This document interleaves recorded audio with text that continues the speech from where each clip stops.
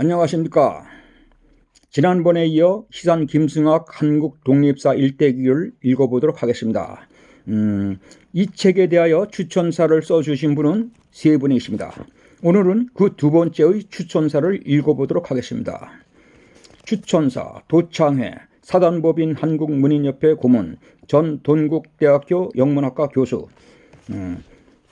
올해는 광복 80주년을 맞이하는 해이다. 그때부터 지금까지 기간은 한 사람이 평균 수명에 해당한다고 볼 수가 있을 것이다. 한 사람이 삶을 놓고 볼 때 참으로 긴 세월이라 말을 하지 않을 수가 없다.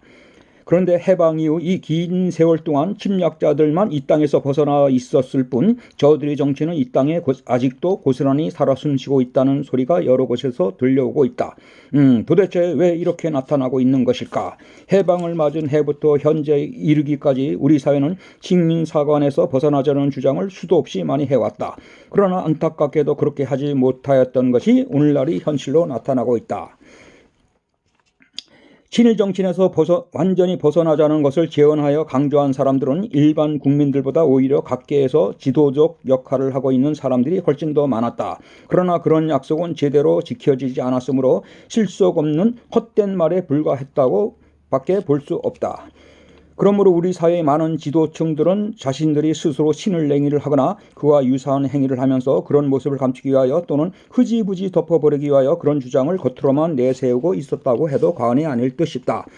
일제강점기는 횟수로 무려 36년간이나 되었다. 이 길고 긴 세월 동안 수많은 국민들이 학살되었으며 헤아릴 수 없을 정도로 숱한 억압과 탄압을 받았다. 심지어 죄 없는 많은 사람들을 한 번에 생매장하거나 불에 태워 죽이기도 하였다. 아무리 생각을 해보더라도 상상할 수 없을 정도로 매우 끔찍한 일에 해당하는 것이다. 그런 사실들을 눈으로 직접 보지 않았더라도 역사의 기록물을 들여다보면서 슬픈 마음을 한 번쯤 가져보는 것이 인간의 도리가 아니겠는가. 우리 국민은 현재 그들과의 국제적 관계에 있어서 외교 문제를 취급하는 일은 물론 별도로 다뤄야 되겠으나 과거 그들의 침략 행위에 대하여 영원히 잊을 수도 없고 잊어서도 아니 되는 것이다. 그들이 그 악랄한 침략 행위에 대하여 생각해 볼 때 해방 이후 우리나라 역사학계는 항일 정신이 강한 사람이거나 또는 우리 고유 민족 정신에 깊이 물들어 있는 사람들이 그 자리에 앉아 연구를 하면서 후대들을 가르쳐야만 했다.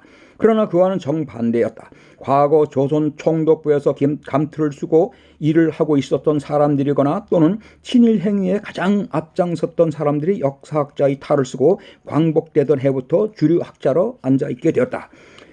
그런 사람들이 우리나라 사학계를 장악하면서 후대를 가르쳐왔다. 국민의 한 사람으로서 정말로 창피스러운 일이 아니라고 말을 하지 않을 수가 없다. 일제강점기 때 친일 행위에 그 누구보다 선두에서 일했던 사람들의 정체는 한마디로 일본 사람 정신을 그대로 가지고 있었던 사람들이다. 한국의 역사를 일본 사람처럼 하나하나 철저하게 왜곡하거나 말살하면서 우리 고유 민족 정신과 역사관을 마구 짓밟고 있었던 장본인인 것이다. 한마디로 그들은 민족의 역적에 해당하는 것이다. 조국을 팔아먹은 행위를 하였던 이 반역자들이 어찌하여 해방되자마자 그 즉시 사회의 지도자 또는 애국자로 탈바꿈할 수 있다는 말인가. 그리고 독립운동에 관하여 역사를 쓰고 교단에서 떳떳한 자세를 취하며 학생들을 가르친다는 말인가. 이것은 해방이 되자마자 우리 정부에서 친일 행위에 앞장섰던 사람들의 과거 행위를 깨끗이 세탁하여주고 그들에게 그렇게 하도록 허가를 해준 것이나 마찬가지였던 것이다. 즉 우리 국가에서 그들에게 해국자 또는 민족주의자로 완벽하게 둔갑할 수 있도록 황금 같은 기회를 줬다고 봐야 마땅할 것이다. 그리고 일제강점기 시대를 계속 전승하여 줄 것을 그들에게 특별히 부탁을 한 것과 하나도 다를 바가 없는 것이다. 다시 말하면 해방 이후부터 지금까지 우리 국가는 친일파들이 정권을 잡고 있었다고 말하여도 크게 틀린 말은 아닌 듯 싶다. 이런 현상은 앞으로도 멈출 기미가 손톱만큼도 없는 것으로 보인다. 이것은 마치 브레이크가 고장난 열차가 승객을 가득 실은 채 전방에 위험한 장애물이 있는 줄도 모르며 계속 달리고 있는 것과 아주 똑같다고 보아야 할 것이다. 지금이라도 이러한 현상을 직시하고 미래 그 언젠가 더 큰 문제가 발생되지 않도록 친일 정신을 완전히 청산하기 위한 대책 마련을 해야만 할 것이다. 만약 지금이라도 친일 행위에 대한 처벌이 제대로 이루어지지 않는다면 그 누구라도 앞으로 나라를 몰래 팔아먹어도 좋다는 것과 마찬가지가 되는 셈이다. 그 어떤 죄보다 국가를 반역하는 행위는 가장 큰 죄에 해당하는 것이라고 본다. 시단 김승학 선생은 독립군 총사령관의 참모부의 참의장 등의 주요 요직을 역임하는 등 독립운동의 영도적 역할을 수행하였다. 또한 수많은 총을 상해에서 직접 구입하여 만주에서 독립운동가들에게 배분하여 주고 일제와 당당히 맞서 치열한 전쟁을 벌였던 무장 투쟁가였다. 침략자들로부터 빼앗긴 나라를 찾기 위하여 정신적으로나 육체적으로 매우 다재다능한 모습을 보여주신 분이다. 한마디로 말하여 민족의 혼을 양 어깨에 짊어지고 국내를 넘나들면서 활동하셨다. 또한 해방 후에는 수많은 독립운동가들이 이름 석자도 남기지 아니하고 침략자들이 총탄에 쓰러져간 영혼들을 달래주는 일에도 그 누구보다 제일 먼저 앞장섰던 독립운동가이다. 같은 동지 입장에서 그들의 업적과 정신을 잊지 않고 있었던 것이다. 그가 갖고 놓은 업적을 자세히 살펴보면 나만 잘되면 된다는 사고방식은 눈꼽만큼도 없다. 평화주의를 선봉하였다는 것을 알 수가 있다. 그런 일을 하기 위하여 해방이 됨과 동시에 순국 선열 사업의 일환으로 한국 독립사를 곧바로 저술하기 시작하였다. 독립운동 역사에 관하여 가장 방대한 자료를 그 스스로 현장에서 발로 뛰면서 모집하여 책으로 엮어내었던 것이다. 한국 독립사가 1965년 발행될 때 윤보선 대통령, 박정희 대통령 등 당시 국가의 최고 위치에 앉아 있었던 여러 사람들이 책의 발간을 축하했다. 그들은 축하를 한다는 뜻에서 민족의 혼 또는 민족의 정기 아니면 민족혼의 교본 등이라고 친필로 휘호하였다. 그들이 쓴 그 친서들은 한국 독립사의 본문 앞에 인쇄되어 있기도 하다. 또한 학계에서는 물론 그 외 국가의 최고 자리에 있었던 여러 주요 인물들이 축사 또는 추천사를 쓰기도 하였다. 그들 역시 그 추천사에서 한결같이 한국 독립사는 민족혼의 교본 또는 민족혼의 혼이라 말하였다. 독립운동에 관한 자료가 미비한 시점에서 한국 독립사는 당시 우리 민족혼의 교본으로서 민족의 정기가 그대로 살아 숨쉬고 있는 독립운동사 대사전 역할을 하게 되었던 것이다. 시산 선생이 아니면 영원히 잊혀지고 말았을 사건들도 이 한국 독립사에 기록되었던 것이다. 그는 후대들에게 민족 정신을 일깨워주기 위하여 일제강점기 때 쓰라린 상처를 입고 꿈틀거리고 있었던 각 사건들을 생생한 기록으로 남겨놓은 독립투사이자 역사학자였다. 그는 해방 이후에도 그동안 헝클어져 있었던 조국의 숨결을 보듬기 위하여 김구 선생과 함께 친일파 명단을 작성했다. 그런 이유로 그동안 수많은 사람들로부터 미움을 받고 있었던 것이 사실이다. 특히 친일행위에 앞장섰던 사람들 또는 각계의 높은 자리에 앉아 있었던 그들의 후손들이 김승학 선생의 업적을 사장시키기 위하여 신경을 쓰고 있었다고 볼 수가 있다. 그러므로 시산 김승학 선생은 당시와는 달리 현재로서는 일반인들이 잘 모르고 있는 것이 현실이다. 이것은 다른 말로 말하면 우리 사회는 친일 정신에 물들어 있는 사람들이 각 사회단체에 아직까지도 많다는 뜻으로 해석을 할 수가 있는 것이다. 그런 사람들이 현재 우리 사회에서 큰 물결을 휘젓고 있다고 보아야 할 것이다. 그러면서 자신의 사고방식을 감추기 위하여 김승학 선생 같은 정통성 있는 애국자들을 뒤로 밀어내고 있다고 보아야 할 것이다. 시산 김승학 선생은 한국 독립사회 망명객 행종록이라는 자신의 겪은 독립운동 일대기를 남겨놓기도 하였다. 그 일대기를 그의 친손자 김강업 즉 필명 김송래가 이번에 다시 손을 보았다. 할아버지 사상을 넓은 의미에서 바라본 것이다. 그리고 그의 업적과 정신을 자신만이 가지고 있는 특유의 문학적 기교를 발휘하여 썼다. 과거의 시대를 그 현장으로 직접 찾아가서 바라보고 있는 것처럼 생생하게 재생하여 놓은 솜씨가 참으로 놀랍기만 하다.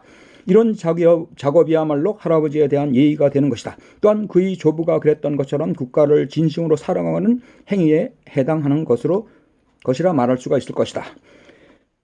흔히 말하기를 인간은 다른 동물들과 달리 신으로부터 예술적 능력을 선물 받았다고 한다. 따라서 사람은 자신의 생각을 예술적 감각으로 형상화해서 여러 형태의 문화를 만들어냈다. 그런 것들 중에는 어느 한 시대에 머물다가 없어진 것도 있지만 영구불변의 것들도 많이 있다. 이 같은 현상은 인류가 이 세상에 존재하고 있는 한 지속될 것이다. 안타까운 일이지만 요즘 많은 사람들은, 특히 젊은이들은 예전에 비해 문학을 등한시하고 있는 것이 현실이다. 그러나 장래 언젠가 문학을 보다 더 중요시하는 세상은 다시 올 것이 분명한 것이다.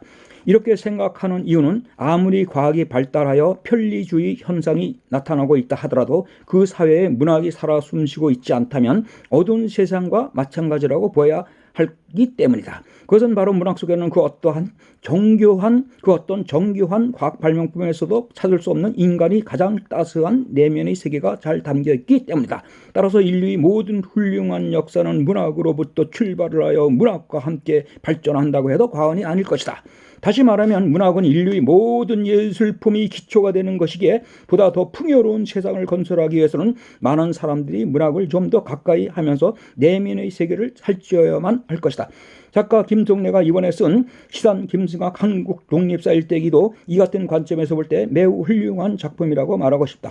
따라서 이 작품은 이 시대의 사람들에게만이 아니라 먼 장래에 살아가게 될 사람들에게도 많은 문학적 즐거움과 삶에 관한 교훈을 주게 될 매우 훌륭한 교황서가 될 것임을 믿어 의심치 않는다. 작가 김동래는 그의 할아버지처럼 여러 면에서 뛰어난 재능이 많다.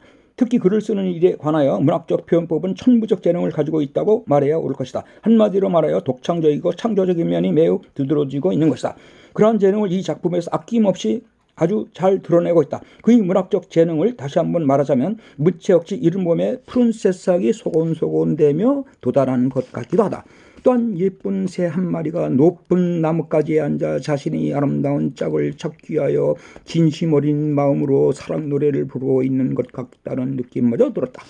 한마디로 모든 이들에게 두근거리는 마음과 함께 새로운 희망을 가질 수 있도록 쓰여진 문체이다. 따라서 이 작품은 일제강점기 때 우리 국민들의 아픈 삶을 문학적 감각으로 잘 그려냄과 동시에 시산 선생이 고단한 삶의 여정을 통하여 얻어진 삶의 철학과 지혜가 고스란히 담겨있는 훌륭한 교황서가 될 것임을 믿어 의심치 않는다.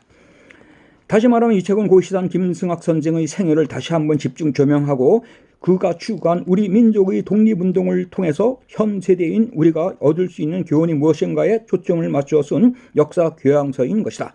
나는 이 책을 읽으면서 내용뿐만 아니라 탁월한 문학적 기교가 아주 잘 나타나 있는 것에 대하여 너무나 감동하여 연거푸 2번 이상을 읽었다. 앞으로도 시간 낼 때마다 틈틈이 더 읽어볼 생각이다. 여하튼 이 책 속에 나타난 인생에 관한 애절한 사연들과 문학적 기법은 우리 사람들뿐만 아니라 대자연의 모든 생명체들마저도 감동을 받게 될 듯한 느낌을 받았다. 부디 많은 사람들이 이 책을 읽음으로써 즐거움을 만끽함과 동시에 보다 알찬 삶을 추구할 수 있기를 바람하지 않는다. 2021년 5월 도창회 이상입니다. 감사합니다.